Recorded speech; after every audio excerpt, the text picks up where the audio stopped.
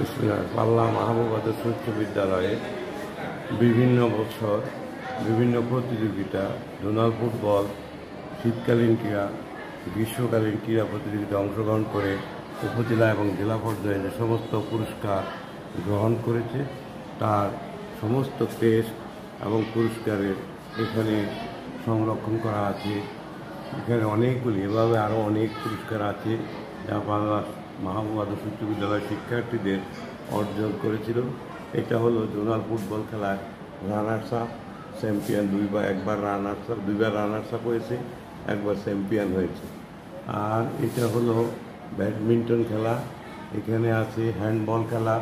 তারপরে এটা হলো সমাবেশে তারা স্কাউটরা অংশগ্রহণ করছে। এটা হলো উপজেলা প্রশাসন থেকে যারা মহান বিজয় দিবসে অংশগ্রহণ করছে তাদের এই ক্রেস্টগুলি এখানে সংরক্ষিত আছে।